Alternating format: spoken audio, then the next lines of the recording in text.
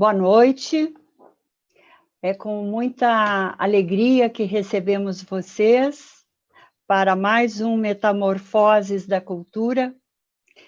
E quero inicialmente prestar solidariedade às famílias brasileiras que sofreram perdas dos seus entes queridos. Quase 500 mil de mortos, dado uma gestão criminosa da pandemia pelo governo federal e de alguns estados e municípios. Então, hoje, temos mais um encontro, e nesse encontro nós vamos conversar sobre Clarice Lispector. E o Pablo tem uma surpresa para nós.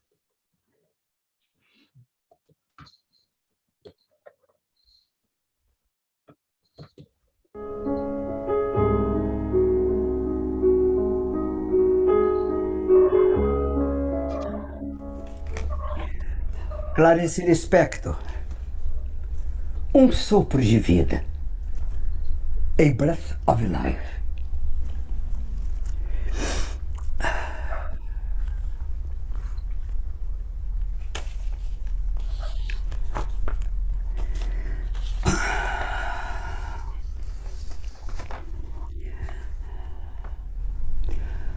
Acho que a loucura é perfeição. É como enxergar.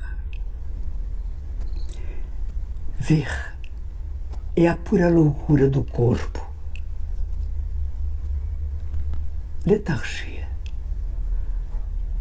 A sensibilidade trêmula, tornando tudo ao redor mais sensível e tornando visível com um pequeno susto. E impalpável.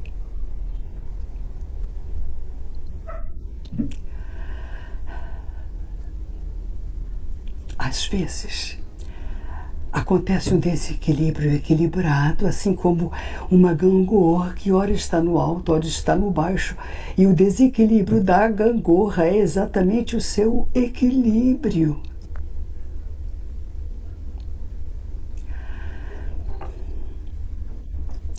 Eu nunca fui livre na minha vida inteira. Por dentro eu sempre me persegui. Eu me tornei intolerável para mim mesma. Vivo numa dualidade dilacerante. Eu tenho uma aparente liberdade, mas eu estou presa dentro de mim.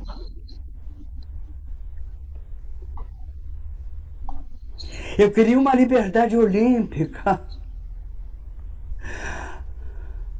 Mas essa liberdade só é concedida aos seres imateriais. Enquanto eu tiver corpo, ele me submeterá às suas exigências. Vejo a liberdade como uma forma de beleza, mas essa beleza me falta. Não tem pra ninguém. Se você quer viajar...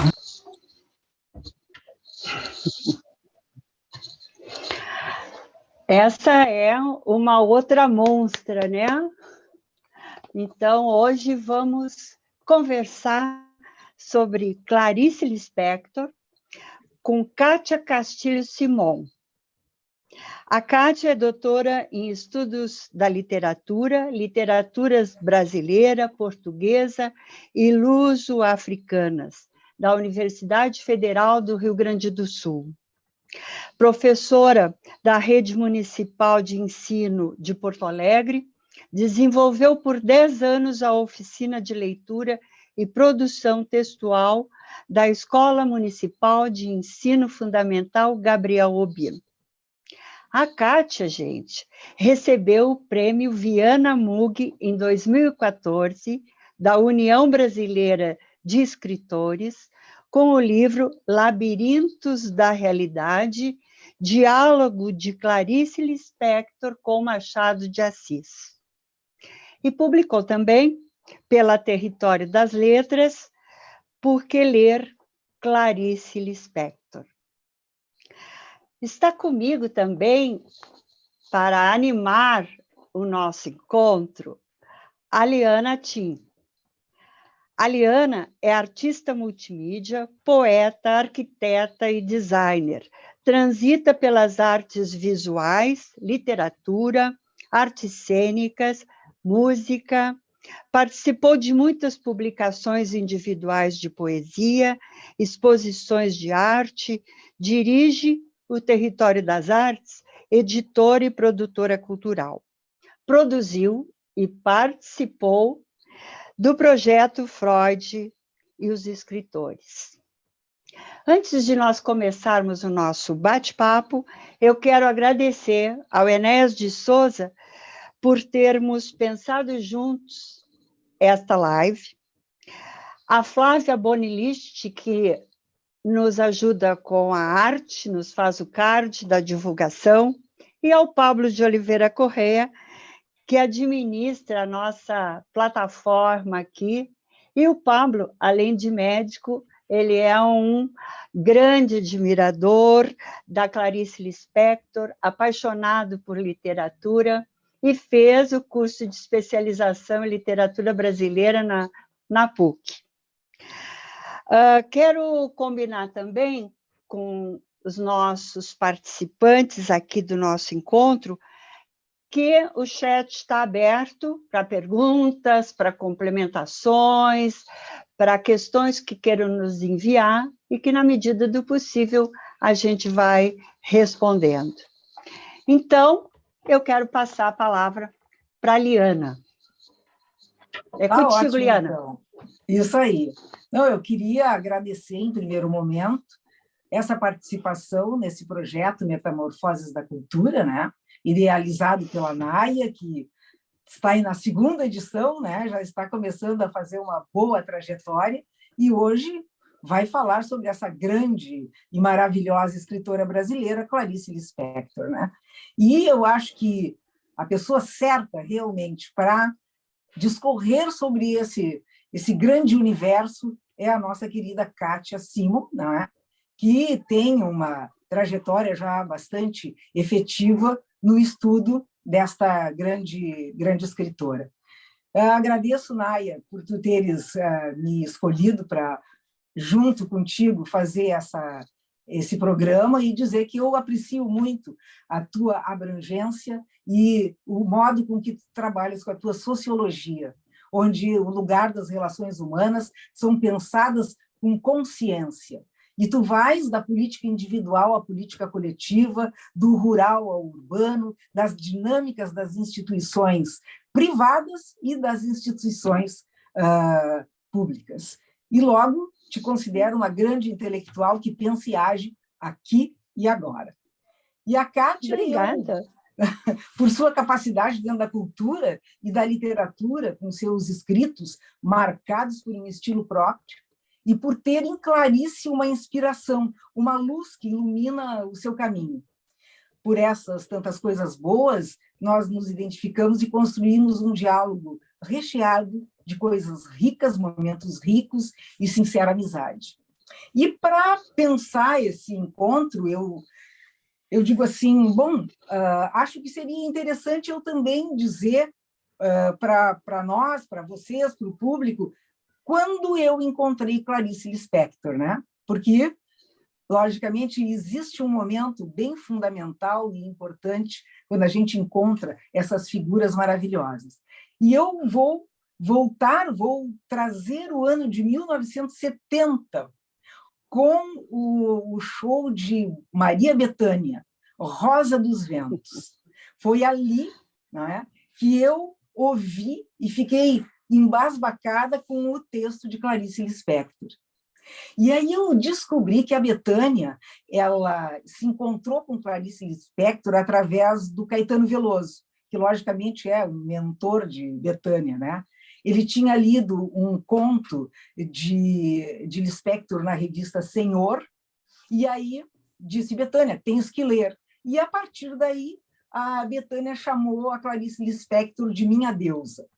E ela tinha um desejo, um sonho muito grande, que era encontrar Clarice.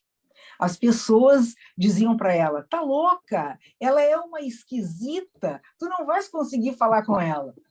E aí a Bethânia, bom, tudo bem, o que eu vou fazer? Ela não vai ter não vou ter essas possibilidades. E qual a surpresa? Um dia que a Bethânia estava ensaiando para Rosa dos Ventos, ela vê Clarice Lispector sentada numa cadeira da plateia. E ela entra em parafuso e diz, o que é isso? Eu não estou acreditando. E era Clarice.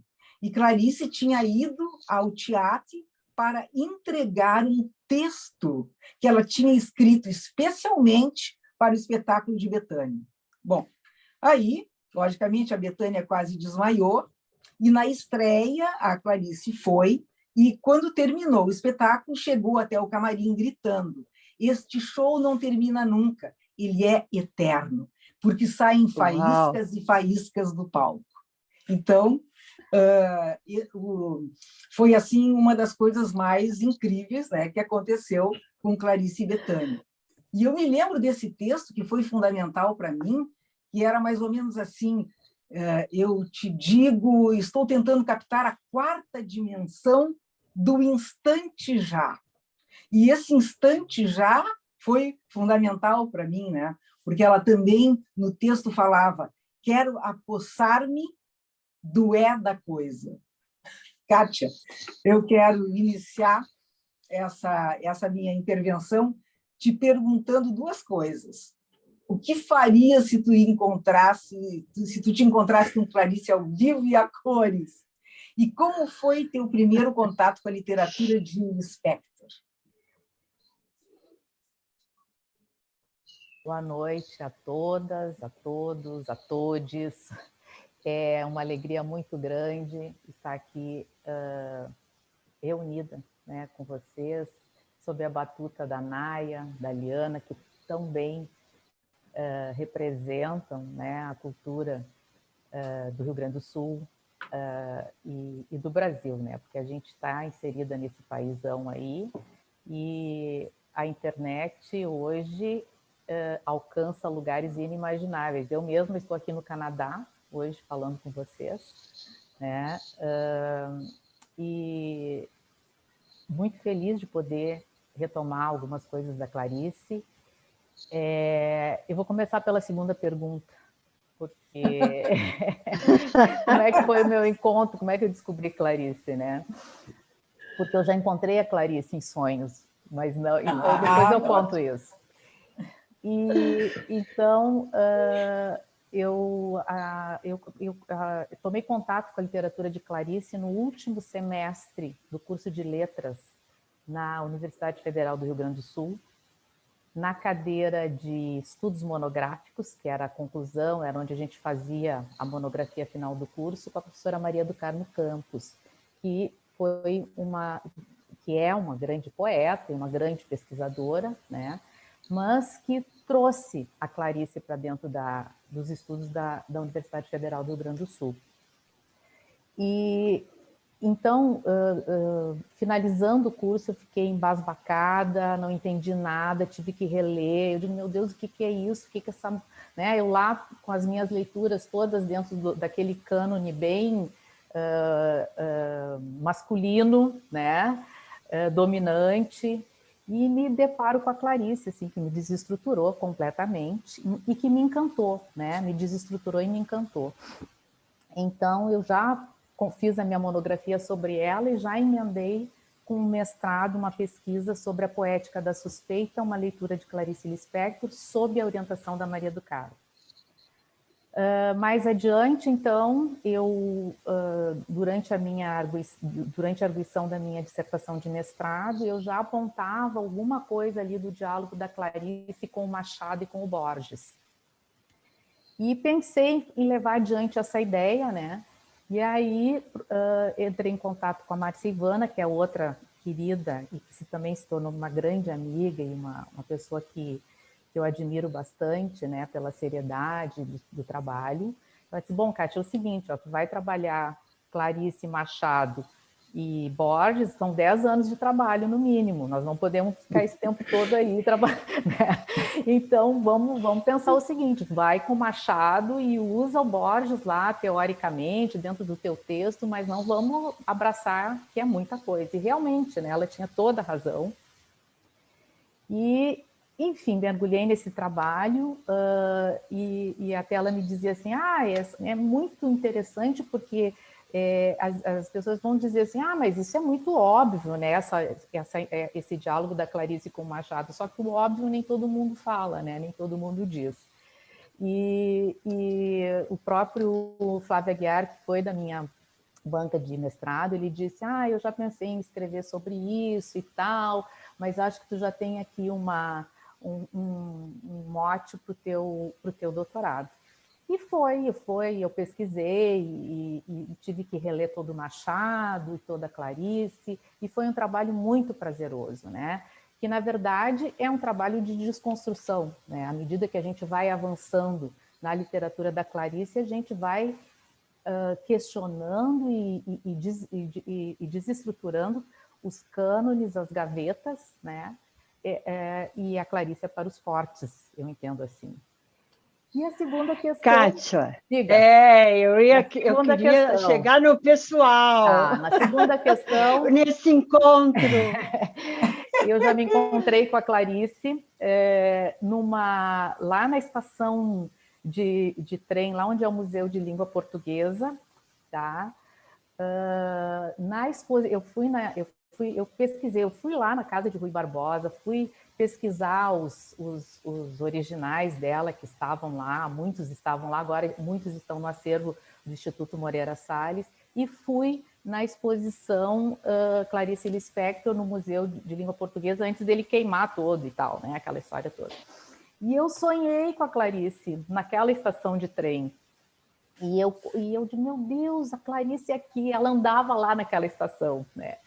Eu digo, Clarice, eu quero saber das tuas irmãs, Clarice. As tuas irmãs, onde elas estão? Elas estão vivas? Foi a pergunta que eu fiz para ela. Porque eu sabia né? A gente vai lendo todas aquelas cartas, toda aquela interlocução do amor que ela tinha pelas irmãs. Então, a primeira coisa que eu quis saber era se as irmãs estavam vivas. E ela me olhou e sorriu. Ela não me disse nem que sim, nem que não. Então foi com Clarice que sonhaste mesmo. Exatamente, ela sorriu. Engraçado, e eu estava de um lado de assim, tinha uma grade que nos separava, eu estava de um lado e ela de outro, assim, sabe? Então foi muito emocionante, porque eu estive literalmente lá na estação, né? Vendo a exposição dela, e depois eu sonhei com isso, né? Foi muito interessante. Kátia, sim. Deixa eu te perguntar, e quem é Clarice Lispector para ti, já que ela está muito em volta de um mistério? Dizem, ela era de direito ou comunista, ela era ucraniana ou brasileira, judia ou cristã, bruxa ou santa, ela era mulher, mãe, dona de casa, escritora. Para ti, quem é Clarice Lispector? Bom, a minha pesquisa toda foi sobre a escritora, né? E a Clarice Lispector, ela escapa a qualquer definição, né? Porque eu entendo assim, ela não era de direita, com certeza não era de direita, tá? Eu já vi algumas pessoas dizerem, a Clarice Lispector... Não, a Clarice não era de direita.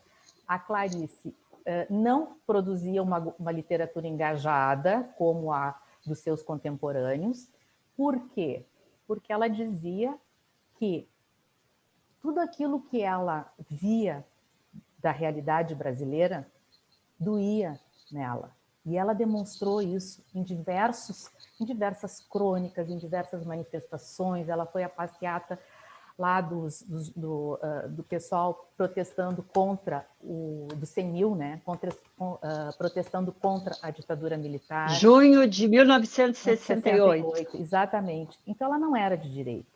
Mas ela dizia que ela só conseguia escrever por coisas que a surpreendessem. E a escrita dela era uma escrita de pesquisa, era de corpo e alma, de forma e fundo, não com dicotomia, ao contrário, as coisas eram indissociadas, né? Então, assim, e eu acho que é esse o grande ganho que a Clarice traz para a literatura brasileira, né? Inclusive, o ano passado eu publiquei um artigo no Correio do Povo que era Clarice Lispector e a Fome de Saber de Nós, que é uma conferência que a Clarice, que ela se preparou e que ela utilizou outras vezes em outros momentos, né? Inclusive, a primeira vez foi no Texas, e quiseram publicar essa conferência dela sobre literatura de vanguarda no Brasil. E ela disse, eu não vou entregar meus ovos de ouro, né? Porque toda vez que iam pedir, e pediram muitas outras vezes, e ela repetiu, até que ela cansou e entregou para um grêmio, para um centro de estudantes em Marília, tá? Porque as pessoas não tinham dinheiro, a gurizada não tinha dinheiro e tal para buscá-la, para não sei o quê, então ela enviou e se desfez desse texto. E nesse texto, tá? Nessa conferência, a Clarice vai colocando essa fome, né? Ela vai dizendo que nós temos fome de saber de nós brasileiros. E sim, ela era brasileira, ela não era ucraniana. E ela escreveu isso com todas as letras, né? Ela escreveu para o governo brasileiro, pedindo a cidadania dela, dizendo que, quando ela estava pleiteando essa cidadania, dizendo que as primeiras palavras de amor ela pensou em português. Né? Uau! Então, entre as razões que ela dava, né, ela disse que jamais, e a gente sabe disso, que ela jamais pisou o solo ucraniano, ela foi carregada, ela ainda não caminhava quando ela saiu de lá, né? E então, ela era brasileira, e uma brasileira que se orgulhava disso, mas sem o viés nacionalista, né? De buscar... Bom, ela foi criada no Nordeste, e a gente vê a expressão viva do Nordeste, não só em Macabeia, né? Mas nas entrevistas, quando a última entrevista que ela deu para a TV Cultura, a gente vê a nordestina ali presente, né, na fala da Clarice.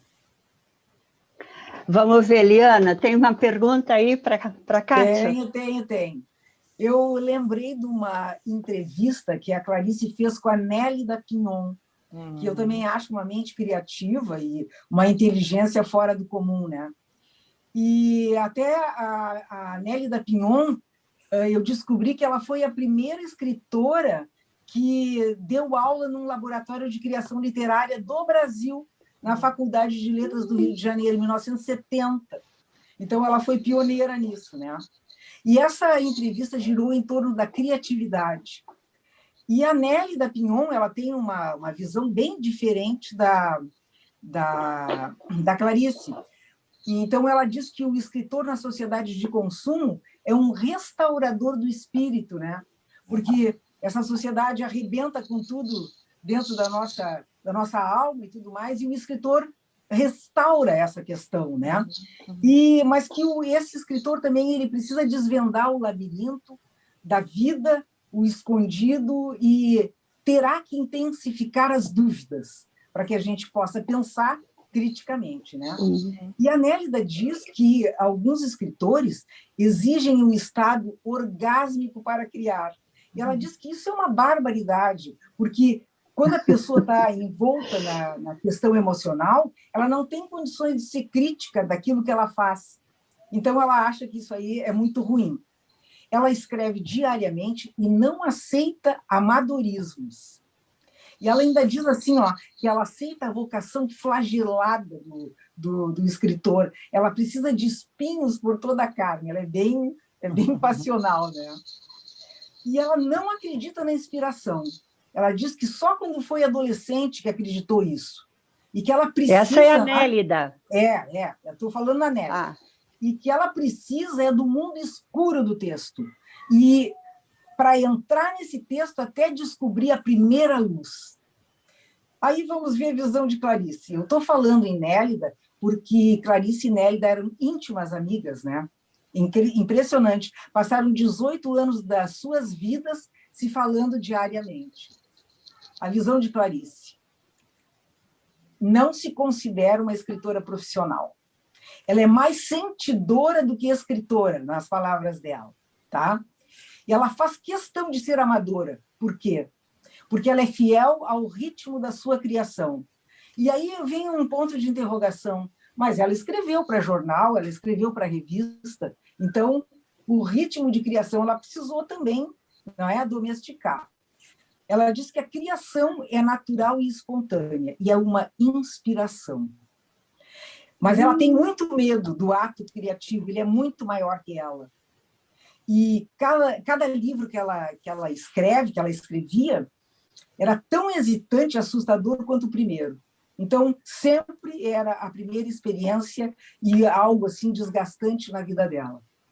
E eu fiquei pensando assim, com tudo isso, que ela dizia que escrever era uma maldição que salva a vida de alguém, provavelmente a dela mesma, né? E aí, então, eu pensei que todo texto de Clarice Lispector, na verdade, são uma interrogação e desvela no seu processo criativo. Eu vejo isso em vários livros. Então, eu queria ver o que a Kátia pensa sobre essa questão do próprio texto, assim, debruçado sobre ele mesmo. Sim, o que eu penso da Clarice, né? Eu penso que a Clarice, a gente não deve acreditar em tudo que o escritor diz, de si mesmo, principalmente, né?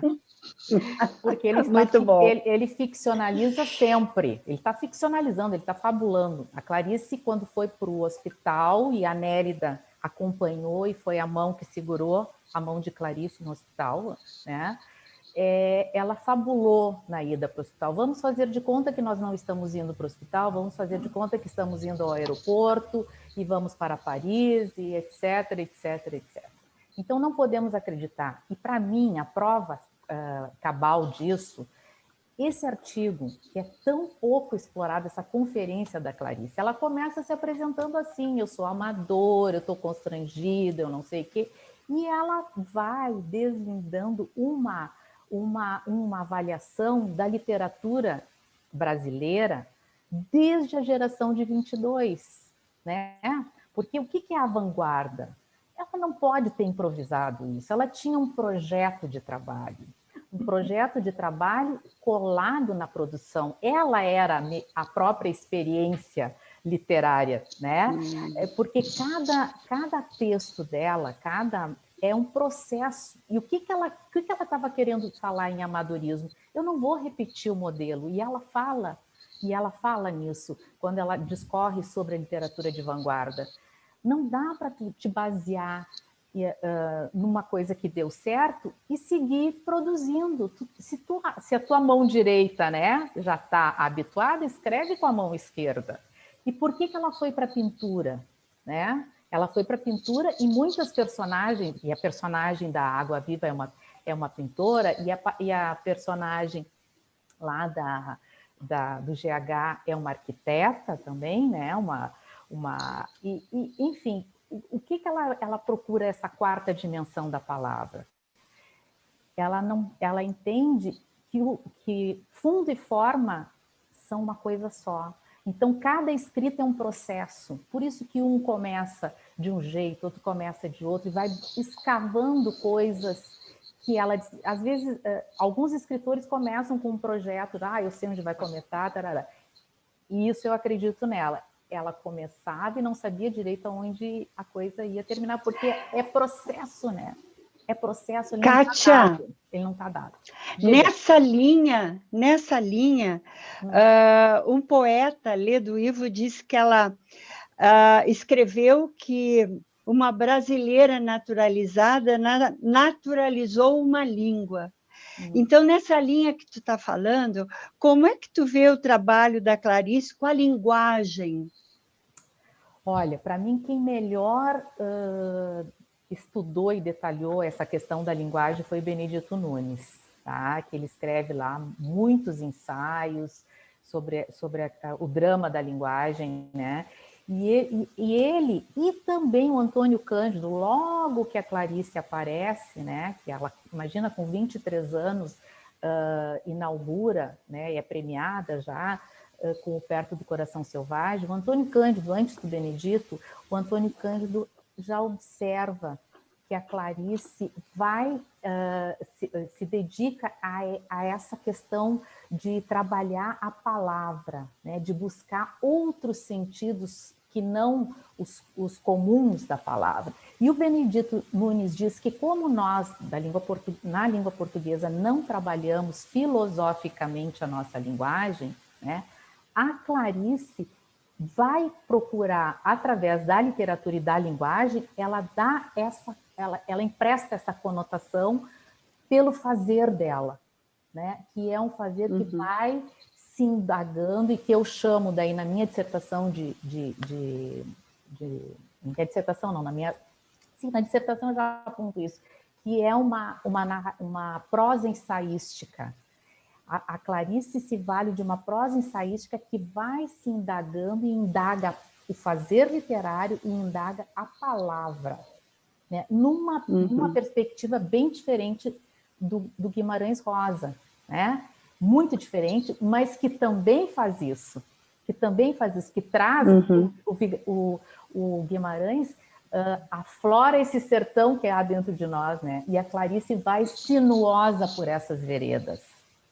Eu entendo assim, eu entendo que é um caminhar por veredas, por lugares que a gente, e por isso assim, temerosos, em cavernas, em coisas escuras e úmidas que a gente ainda não conhece muito bem.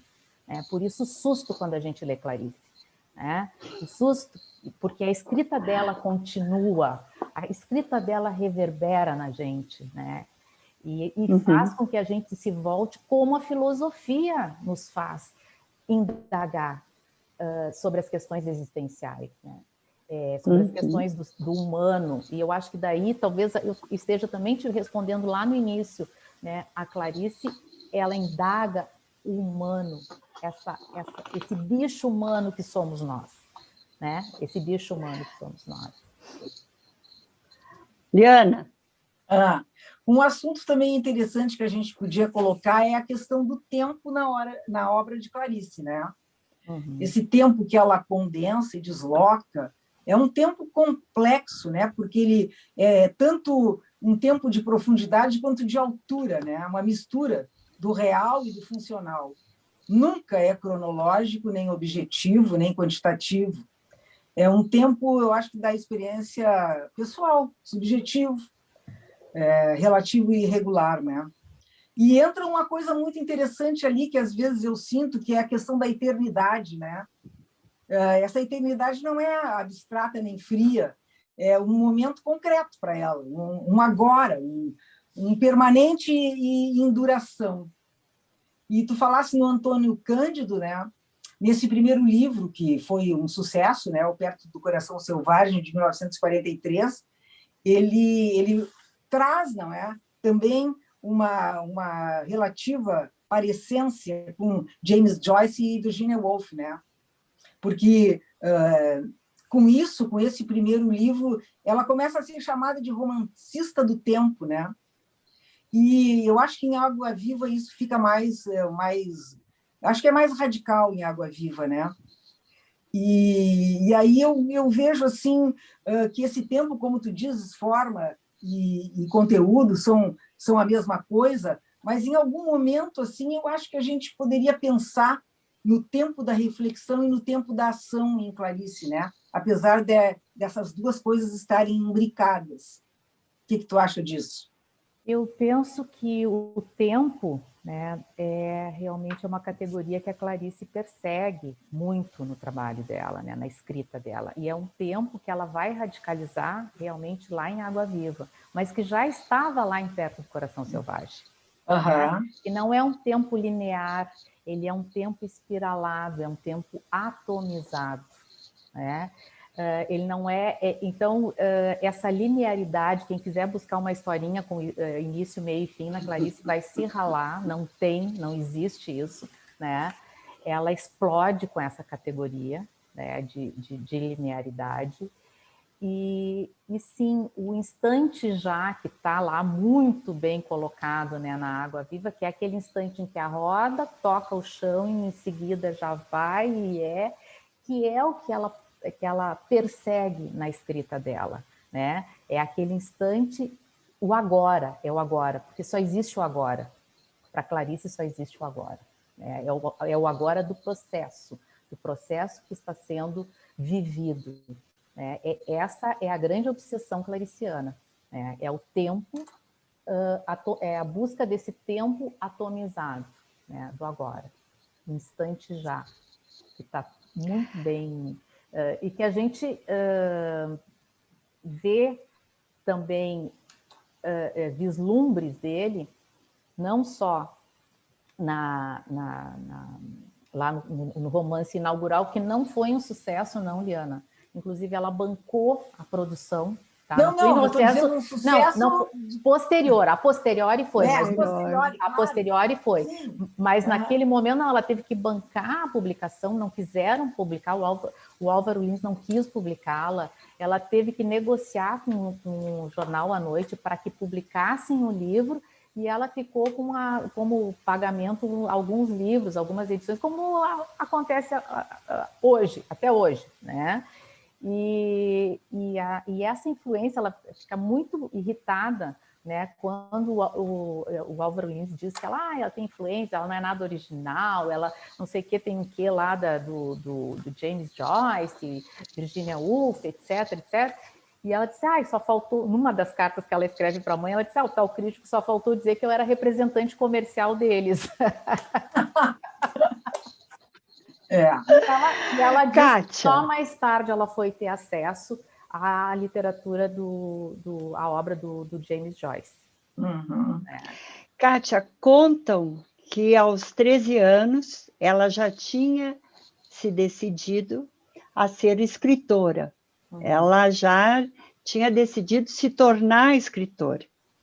Porém, ela mostra em várias entrevistas, e os seus biógrafos apontam também, que ela se sentia insatisfeita, porque ela não tinha conseguido remediar a tragédia social que assistiu no Recife, não reformara as penitenciárias, porque ela faz também a faculdade de Direito, e o foco que ela tinha era a qualidade de vida nas penitenciárias brasileiras, não tinha regenerado uma nação devastada pela guerra, porque ela acompanha o marido para a Itália, em Nápoles ela trabalha, né, como assistente social, inclusive em hospitais, e ela diz que também tentou reconstruir sua casa, seus filhos, a si própria, e não conseguiu. Isso ela diz no livro Descoberta do Mundo.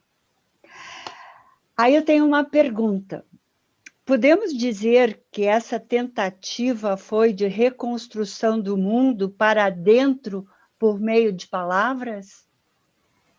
Eu acho que foi uma tentativa de desconstrução do mundo, né? Uma tentativa, porque nem as categorias me serviam mais, e ela disse, né? Gêneros não me pegam mais, nem as categorias lhe servem mais, e a gente vê esses movimentos nas crônicas, nos contos, né? O que a Clarice faz? Tu falaste na Descoberta do Mundo. Tá? Para mim, a Descoberta do Mundo é um livro excepcional, porque o que acontece com a Descoberta do Mundo? Ele tem uma seleção de crônicas do Jornal do Brasil, e foi pela Descoberta do Mundo que eu me dei conta que a Clarice intercambiava textos da ficção dela para o jornal, do jornal para a ficção. Tá?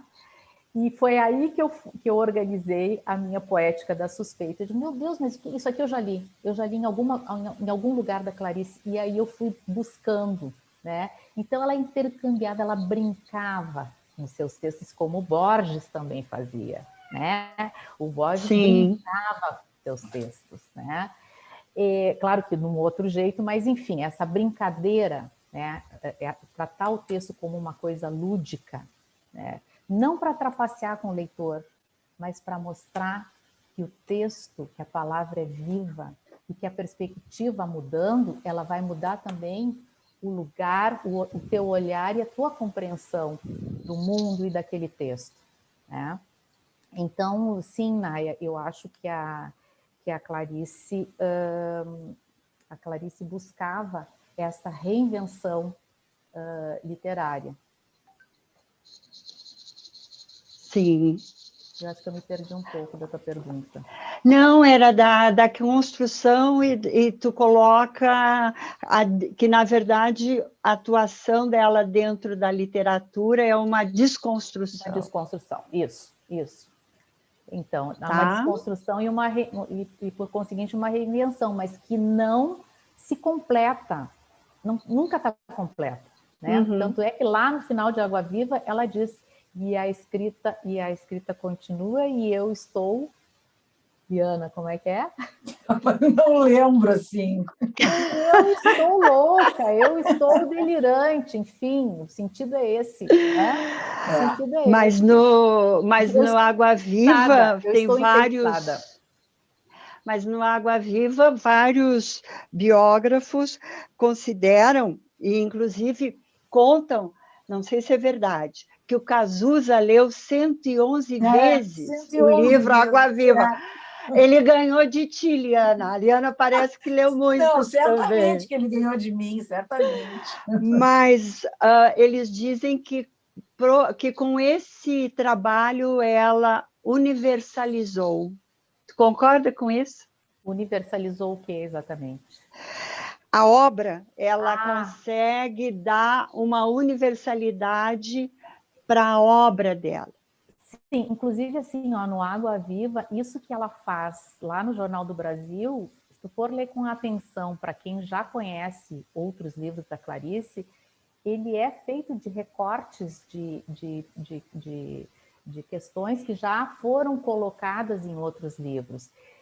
E para mim, tá? Para mim o livro que viria depois e que foi publicado póstumamente, sob a coordenação da Olga Borelli, que era secretária, enfim, amiga e tudo mais da Clarice, ele é um livro mais radical, tá? Porque ele vai inventar um narrador, um autor e uma personagem. E aí, minha filha, tem que se segurar. Tem que segurar, porque se a gente achava que a Clarice já tinha desestruturado com tudo, em Um Sopro de Vida, ela vai na gênese do sopro. Né? Onde é que está o sopro? O que dá vida? Né? Por que caminhos isso acontece? Alguns estudiosos não consideram Um Sopro de Vida como uma obra da Clarice, porque ela não concluiu. Tá? Não foi ela que publicou. Mas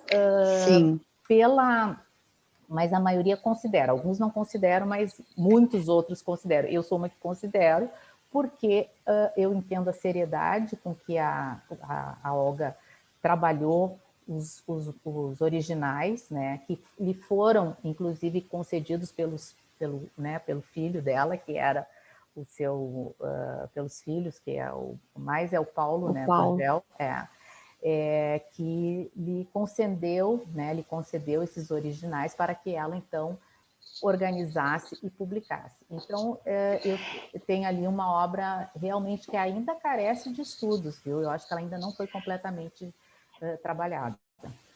Essa questão da universalização da obra dela é em contraponto ao que chamavam ela de muito biográfica, né? Pois é, mas tu sabe que eu estava relendo a Água Viva, tem uma edição agora que tem escritos os originais dela. Maravilhoso. Maravilhoso. Não chegou ainda para mim. Eu ainda bem que tem e-book, então eu consegui. Tá. Não, mas eu estou sem a minha biblioteca aqui, né, Brisa? Então eu estou assim, eu estou bem, mas enfim. E nesses originais, né? E nesses originais a gente consegue perceber que, inclusive, existe uma nota, tá, de que ela foi aconselhada a não publicar, porque seria o seu livro mais biográfico. Tá? Ao contrário, que seria um livro. Mas ela fez muitas modificações, né? Ela fez. Ela cortou, reescreveu. Reescreveu. E recortou e colou, enfim, é um livro belíssimo, né? Inclusive, né, se a gente for pegar as categorias tradicionais, ele não se enquadraria numa concepção de romance, mas ele é um romance. Um romance de vanguarda, dentro daquilo que a Clarice estava discorrendo na sua conferência. Né? Sim. Eu lembro, Liana, em 2009, a atriz Beth Goulart, não sei se vocês se lembram, que montou um roteiro sensacional e fez um espetáculo, né? Com os textos. Ela teve no Teatro São Pedro.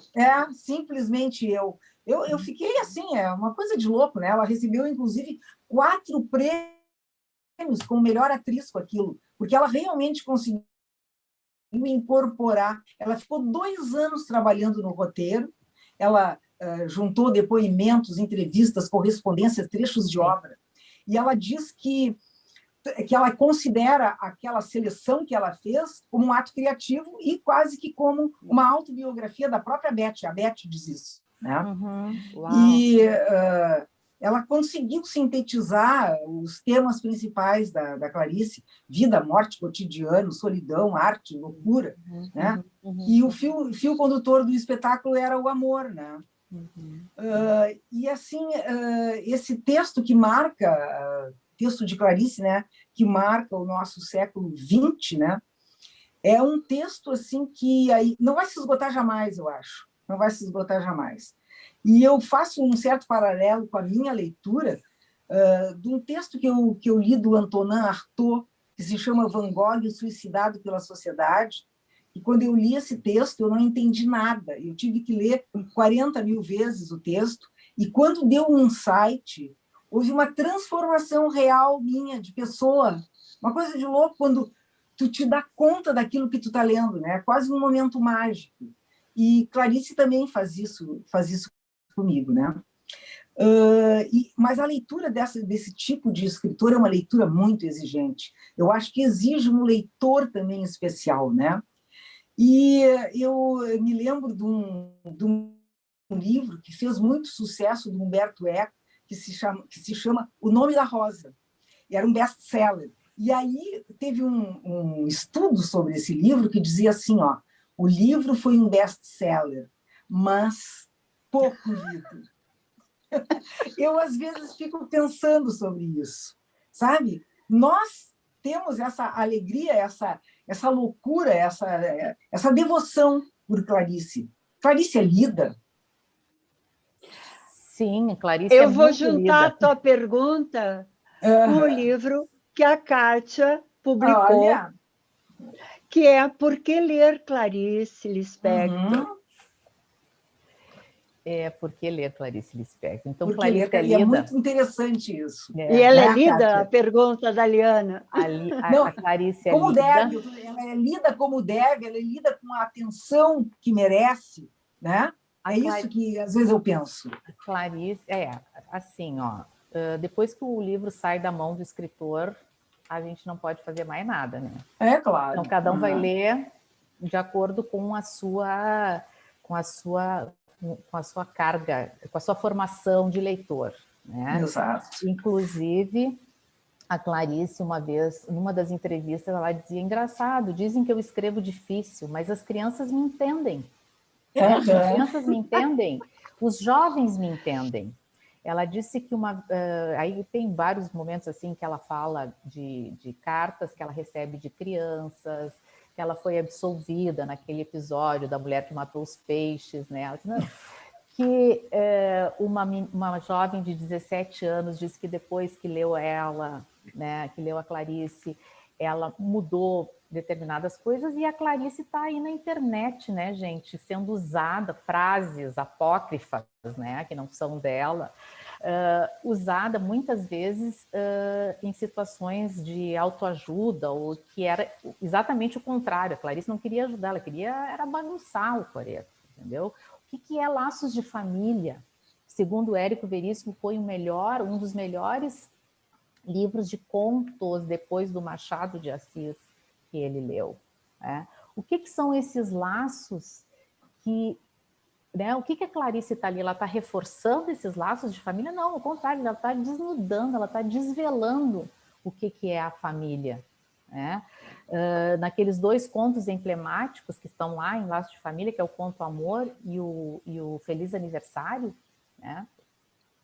Então, e a Clarice foi muito traduzida, não só no século XXI, mas muito antes, já no início a Clarice foi traduzida para o francês, depois para o inglês, enfim, né? E, tem versões no italiano, são 14 línguas, em torno de 14 línguas, 40 e tantos países, a Clarice hoje já está traduzida. Então, se lê a Clarice de acordo com a carga, de acordo com a formação de leitor que se tem, né? Mas eu acho que quanto mais ela diz, eu escrevo simples, né? Ela não escreve complicado. E quando a gente pega ali a Hora da Estrela, naquela linguagem de cordel, né? Que é simplicidade maior do que aquele texto e profundidade, né? Porque não é escrever de forma né, mais elaborada, mais trabalhada a linguagem. Não, ela escreve o simples. E ela consegue, e ela diz, eu escrevo o simples para quem está aberto a me receber. Né? E eu acho que é por aí que a Clarice vai. E por que ler Clarice? Né? O porquê ler Clarice, eu escrevi fazendo uma conversa, né, com Ítalo Calvino do porquê ler os clássicos. E eu escolhi 2 questões relativas ao Ítalo Calvino. E a última questão, né, que eu até estou com o meu livrinho aqui também na mão, a última questão que eu encerro, né, que diz o seguinte, no caso do Ítalo Calvino, né, a razão que se pode apresentar é que ler os clássicos, aqui no caso Clarice Lispector, é melhor que não ler os clássicos, né? Então eu tenho pena de quem não conhece Clarice Lispector, né? Porque quem tem medo, não vou ler, essa mulher é depressiva. Já vi gente falar assim, já vi pessoas, essa mulher é baixo astral, não sei, eu fico pesada. Não, a Clarice fala da alegria de estar viva. A Clarice tem um diálogo, tem uma perspectiva das crianças que falam sem censura, sem medo de estar frente a frente com seu interlocutor. E ela dialoga a modo do Machado, ela inquire o seu leitor. Ela não está ali simplesmente para contar uma história e o leitor ficar sentado ouvindo. Ela está lá dialogando, ela está lá te cutucando, te levando a participar daquele diálogo, né? Que é aqueles piparotes, né, machadianos. Tu aqui, leitor, olha aqui, presta atenção. Diga, querido, diga. A Clarice diz para um entrevistador que literatura não é literatura, é vida vivendo. Exatamente. É o processo. O livro Paixão Segundo GH, ela considerava o melhor a sua exigência como escritora. Tu concordas?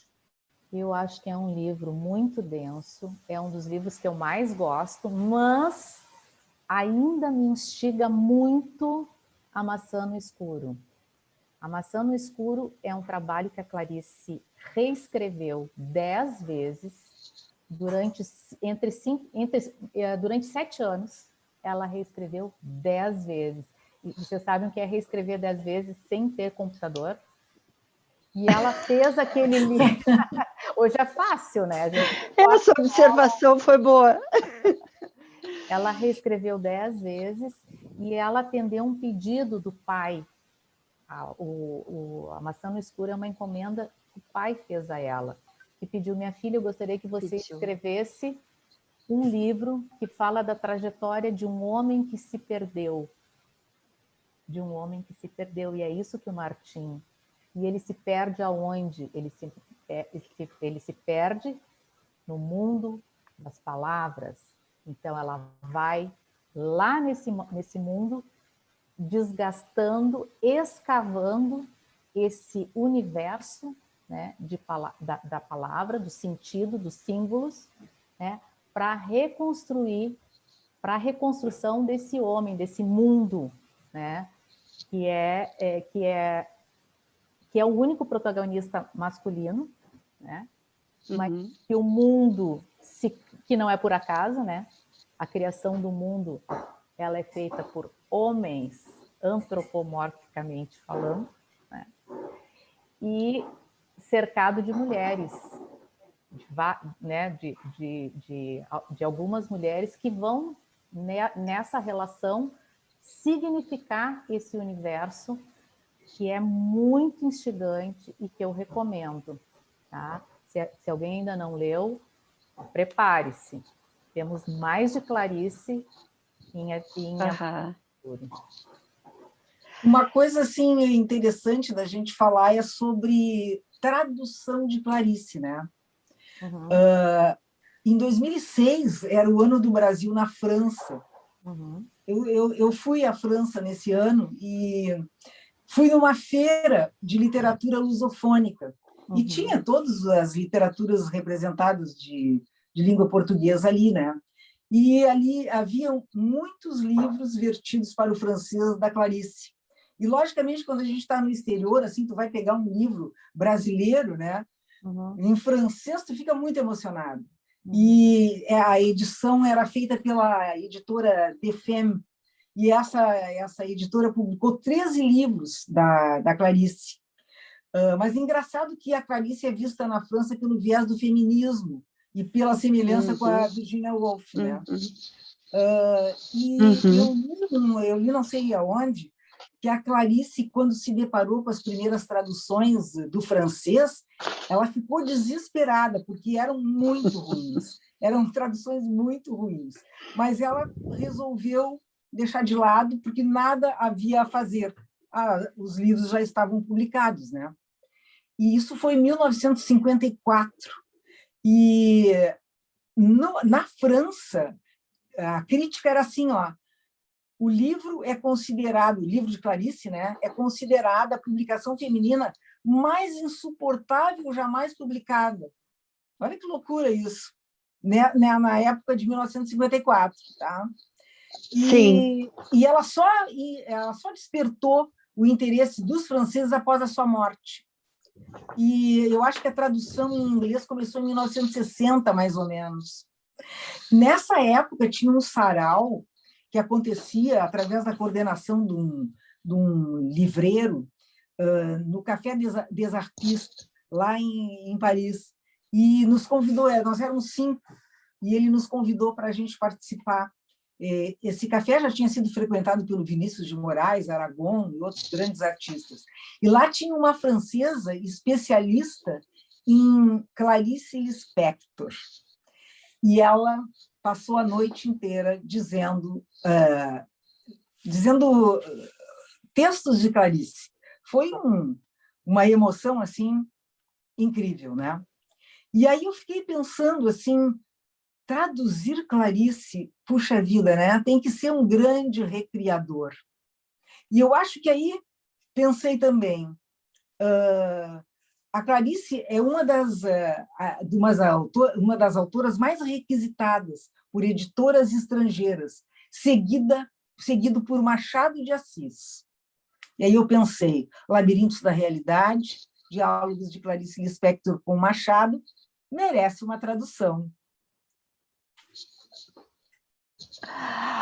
Este é o livro da Kátia. E, Kátia, qual é o foco, então, desse diálogo entre Clarice com Machado? Olha, são vários, né? Porque a Clarice, eu vou abordar esse diálogo da Clarice com Machado naquela perspectiva que o Borges aponta naquele ensaio, Kafka e seus precursores, né? Então, eu fui olhar para trás e ver o que tinha antes de Clarice que permitiu que Clarice fosse Clarice, né? Porque a gente não se faz do nada, a gente olha para trás e, bom, né, o Quixote é o cara que possibilitou o romance moderno, né? É incrível, a gente vai ver que já estava lá em Quixote. Então, coisas que estão em Clarice já estavam em Machado, né? Esse olhar para o miúdo, para o cotidiano, que eu chamo de olhar míope, né? De trazer para perto as coisas pequenas do cotidiano, né? Essa perspectiva da narrativa ensaística de se indagar, de fazer a discussão da metaficção, da metalinguagem, também já estava em Machado. A inserção de provérbios, né, de provérbios bíblicos, o Machado faz isso ao longo da sua obra, né? A paixão pelo Rio de Janeiro, o cenário do Rio de Janeiro, esse é o mais óbvio, né? São escritores que trabalham e que se debruçam sobre esse cenário, tanto externo quanto interno, né, do Rio de Janeiro. Então, são várias, né? A estrutura, esse conceito de essa visão caleidoscópica do tempo, né? Que a gente percebe também lá em Machado, em Memórias Póstumas do Brás Cubas, por exemplo, né?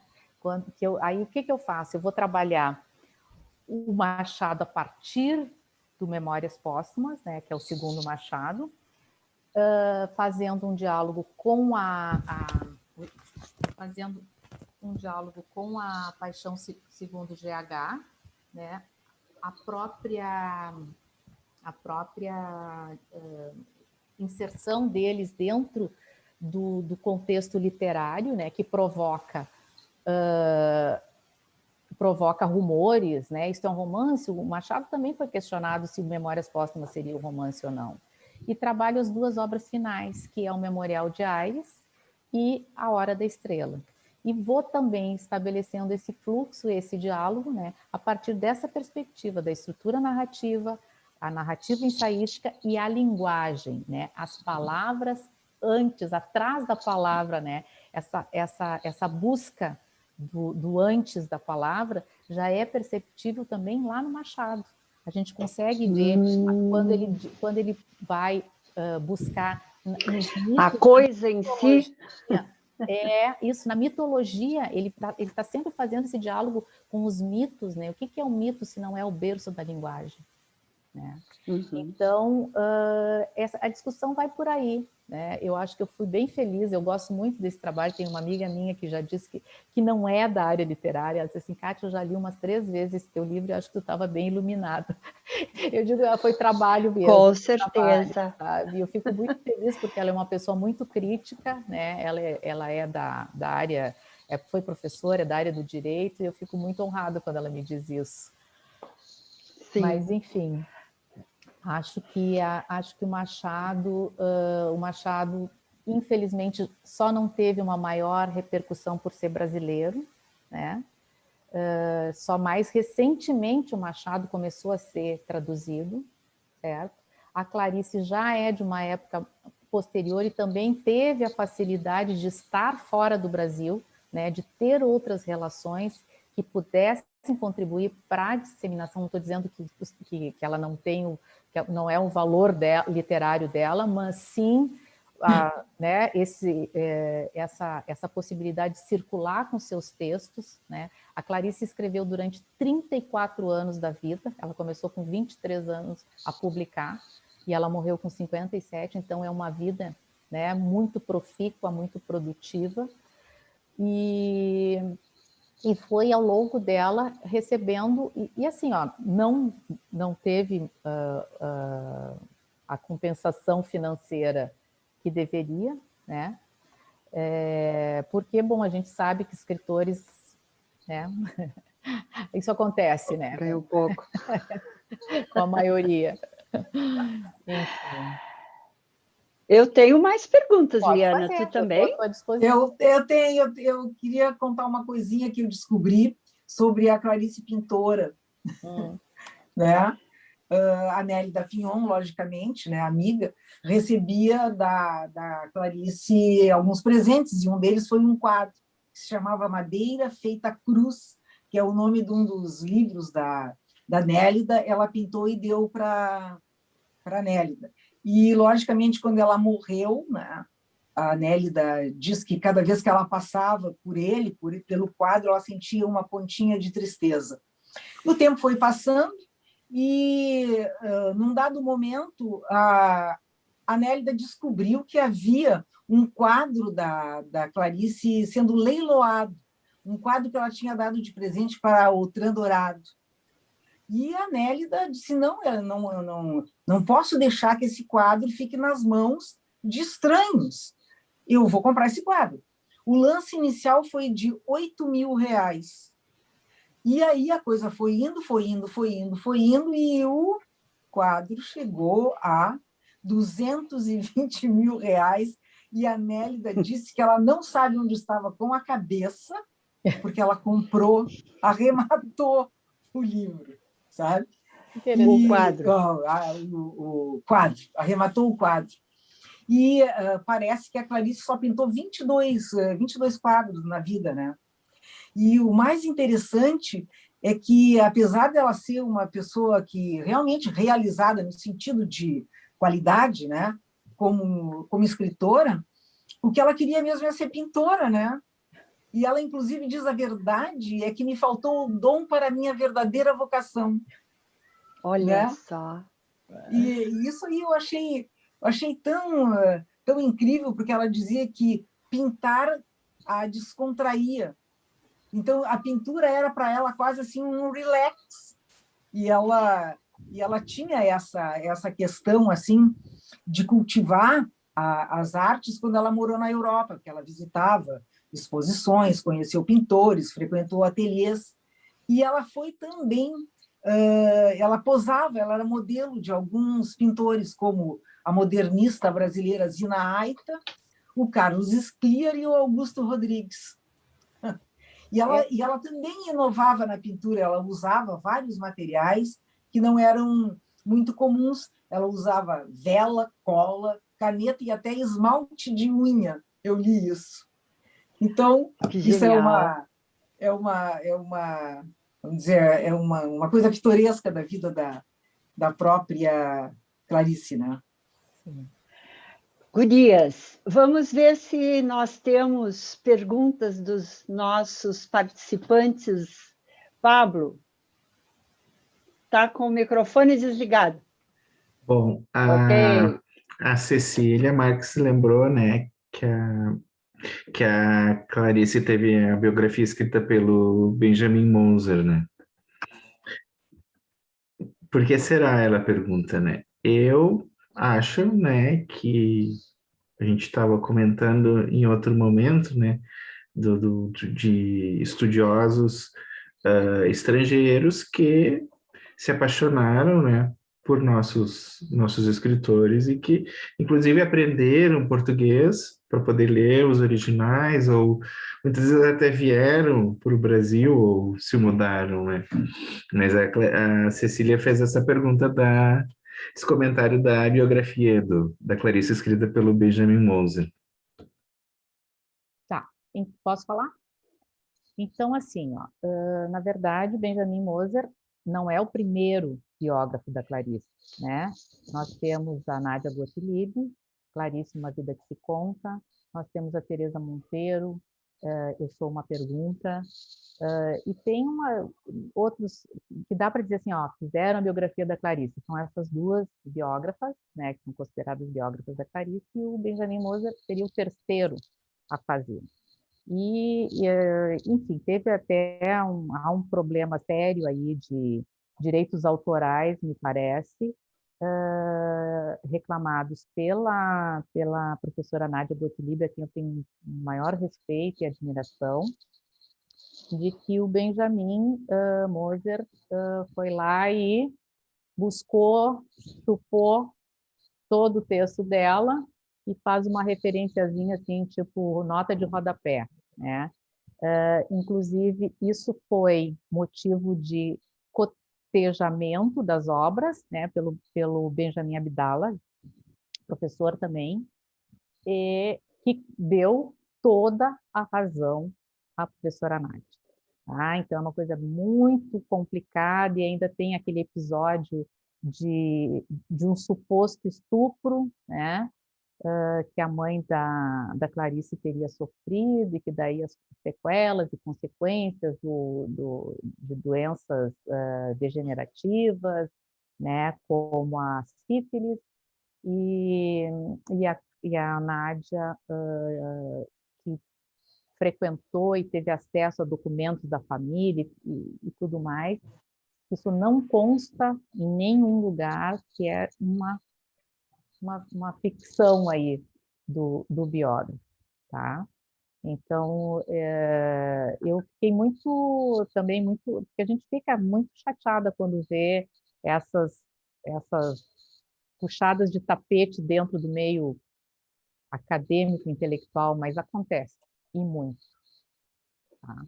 Então, eu hoje recomendaria, inclusive consta da minha bibliografia também, a biografia do Benjamin Moser, mas eu recomendaria Nádia Gottlieb e Teresa Monteiro. Bom, nós estamos nos encaminhando para o final. Já estamos a 1h e 15 minutos conversando sobre Clarice Lispector. Acho que nós poderíamos conversar mais umas boas horas e não chegaríamos ao final, porque ela é realmente uma escritora fantástica da literatura brasileira e mundial. E daí eu tenho uma perguntinha para a Kátia. Por que Clarice Lispector era considerada a grande bruxa da literatura brasileira? Eu acho que até nisso ela se assemelha ao Machado. O Machado era o bruxo do Cosme Velho. Lembram que ele tinha alcunha, esse apelido, o bruxo do Cosme Velho? Mas a grande bruxa, né? Aquela que encanta, que seduz, né? Aquela aí seduzia pela palavra. E há os que dizem que há seitas claricianas, né? A gente brinca com isso. Eu reconheço uma clariciana só pelo... Né? Mas a Clarice, enfim, foi um grande acontecimento literário, é um grande acontecimento literário, né? Que tem levado para o bem o nome do Brasil, né? Dos brasileiros, porque ela se autodeclarava brasileira, né? Para a nossa sorte, né? Ela se autodeclarou brasileira e inaugurou essa perspectiva, que eu diria que é de trazer para a literatura uma performance filosófica, né? De discussão do seu tempo, dos problemas do seu tempo, dos problemas humanos, né? Então, a grandeza da Clarice, ela não tem fronteiras, ela dialoga, né, para além dessas fronteiras, para além das gavetas, para além das concepções gradeadas, né? A Clarice estilhaça tudo isso, né? Desconstrói e não dá receita, não tem receita. Ela, bom, eu não quero que... e condena, inclusive, os escritores que seguem, que descobrem uma fórmula e que seguem reproduzindo. Não, né? A gente tem que se reinventar o tempo todo e olhar para esses processos que são agora, do instante já, né? E ter a coragem de expô-los, né? Tem que ter coragem. Tem uma entrevista muito interessante do José Castelo, que ele diz que ele, quando jovem, entregou um texto para Clarice e tal, e pediu que a Clarice apreciasse o texto. E demorou muito tempo, e lá um dia ligam para a casa dele e era Clarice Lispector. Tá? Ele disse, meu Deus, a Clarice me ligando. Era para dar o retorno para ele sobre o texto. E aí ela diz para ele, não gostei do seu texto. O senhor não é um homem de coragem, o senhor tem medo. O escritor não pode ter medo. Eu acho que é isso que a Clarice deixa para a gente.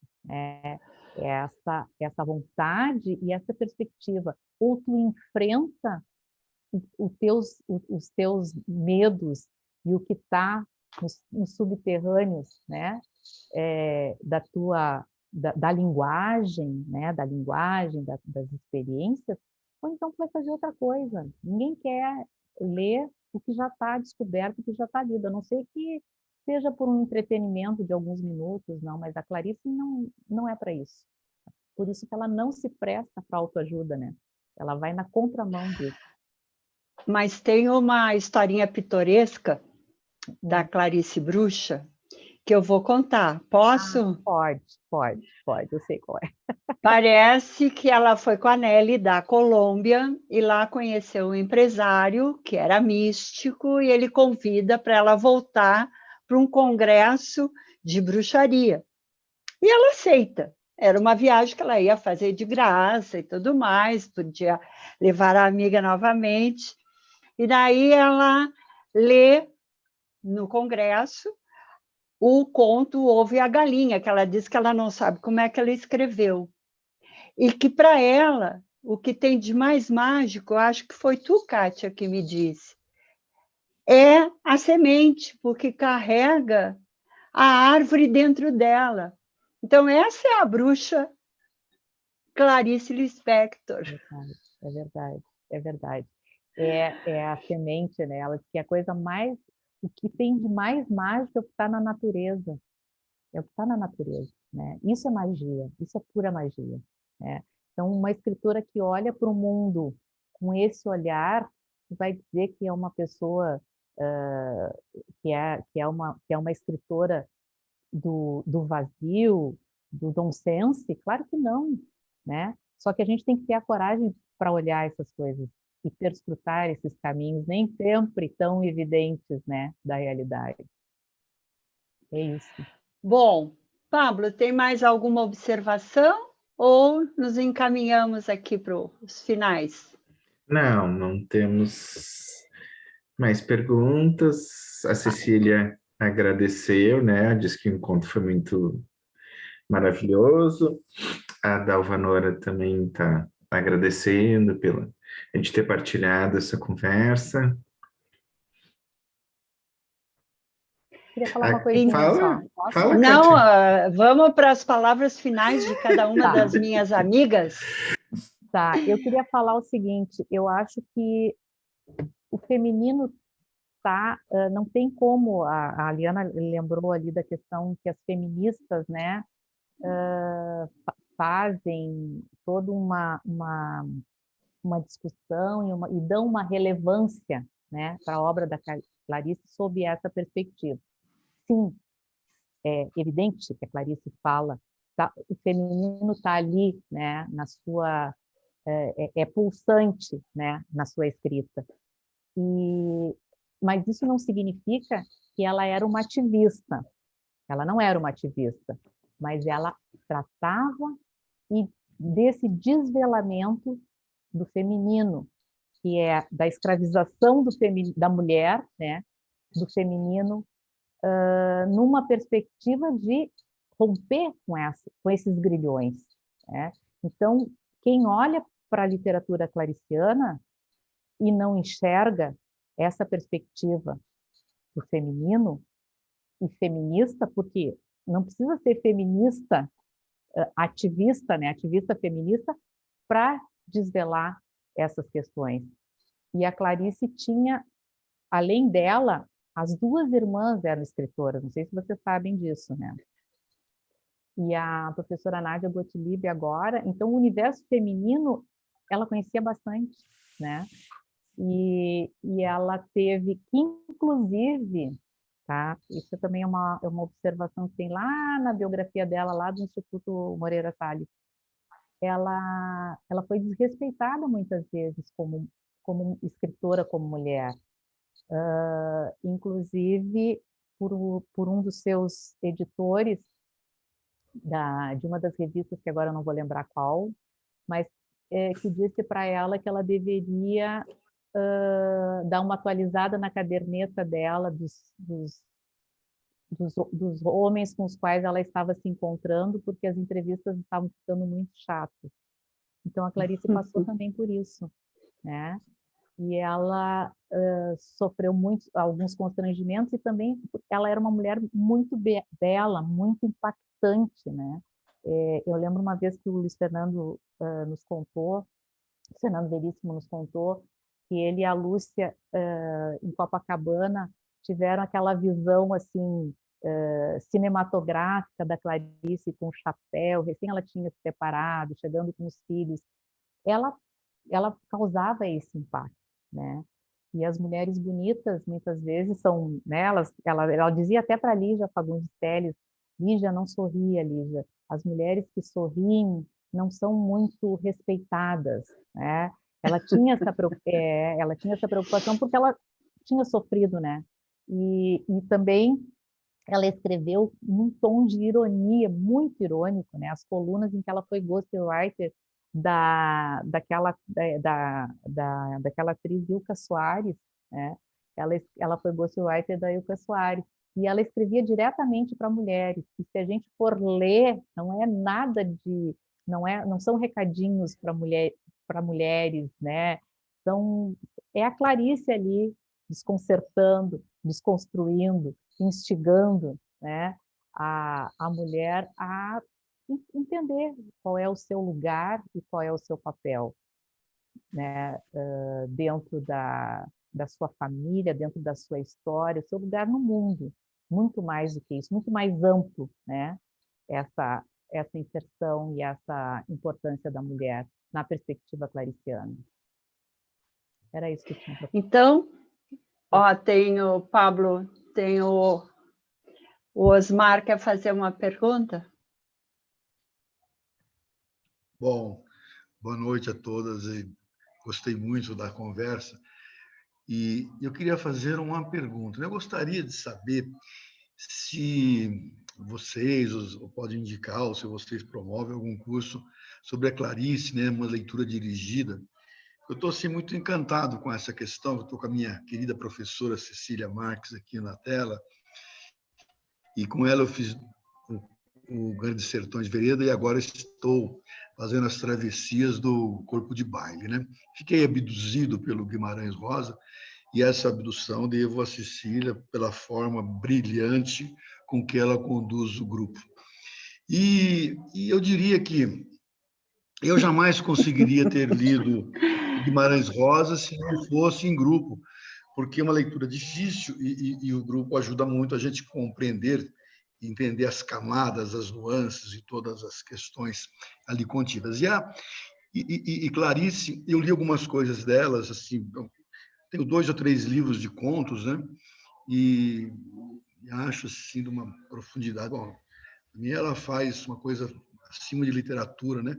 Mas eu não conheço profundamente. Vocês citaram outros livros dela, eu não conheço a obra dela e gostaria de conhecê-la, mas assim, né? Lendo e estudando, talvez num grupo virtual, eu não sei se isso é possível, se há essa possibilidade, se vocês fazem isso, porque se sim, eu quero me inscrever.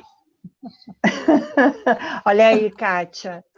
Temos um pedido de uma atividade aí para ti. Tu sabe que antes da pandemia, nós tínhamos, eu ia começar um curso de 6 encontros, porque ler Clarice Lispector, justamente. E aí, em razão da pandemia, ele foi suspenso, e agora, claro, obviamente que a gente pode fazer online. Mas naquela época a gente estava todo mundo muito, né, temeroso, enfim, então vamos suspender, depois a gente pensa nisso, a gente tem que sobreviver, né?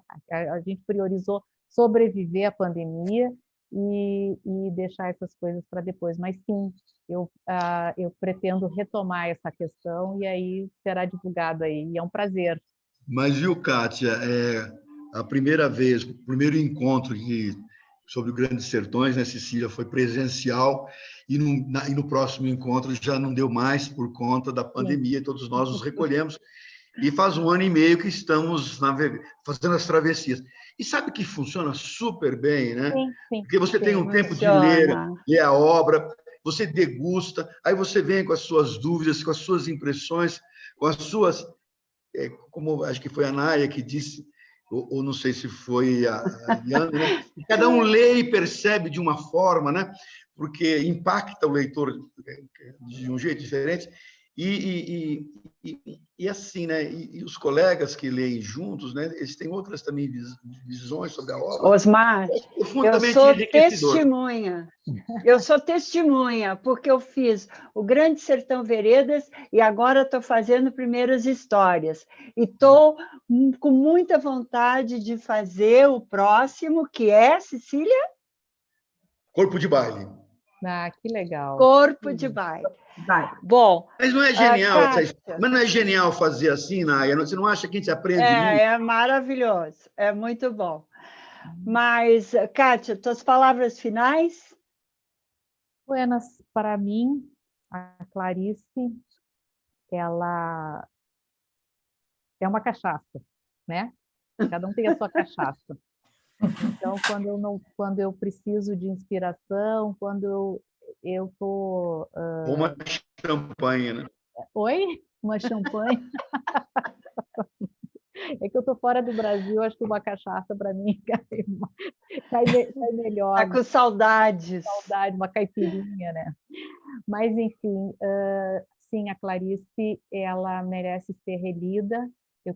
Toda vez que eu leio a Clarice, eu me dou conta e descubro outras nuances que eu não tinha percebido, né? E se lê a Clarice para a literatura, ou como dizia o Guimarães Rosa, que disse para Clarice, ela ficou muito orgulhosa, se lê Clarice também para a vida, né? Ela tomou aquilo como um grande elogio. E eu acho que se lê a Clarice para a vida, se lê a Clarice pela literatura, se lê a Clarice pela urgência de sermos seres inteiros, sem concessões. Ela mesma disse, eu não fiz concessões. Né? E a gente percebe, pela produção dela, que ela enfrentou os seus medos e que ela foi fundo. Eu acho que fica para quem quer escrever, para quem quer se tornar um leitor mais atilado, um leitor que encara seus desafios, né? Enfrentar Clarice Lispector é um belo desafio. É isso. Obrigada, muito obrigada, Kátia. Eu que agradeço. Liana, querida. Bom, eu tenho a dizer que Clarice é uma obsessão. Se para a Kátia é uma cachaça, tu dissesse, né? Para mim é uma grande obsessão. E no começo da minha escrita poética, nos meus primeiros 5 livros, a epígrafe sempre foi uma citação de Água Viva. E Água Viva é um livro assim que eu comecei registrando as ideias mais importantes com vermelho, depois eu li de novo, não, tem coisa melhor aqui, eu comecei a riscar com azul. Depois, na terceira, eu risquei com amarelo. Então, o livro todo é um arco-íris. E, realmente, eu não sei o que é melhor, o que é pior, sabe? Porque o livro todo precisa ser lido sempre, sempre e sempre. Então, hoje foi um extremo prazer o convite da Naya e sempre um prazer renovado conversar com Kátia sobre Clarice Lispector. Obrigada, Liana. Agradeço muito essas minhas 2 amigas do coração, a presença de vocês, o nosso apoio com o Pablo.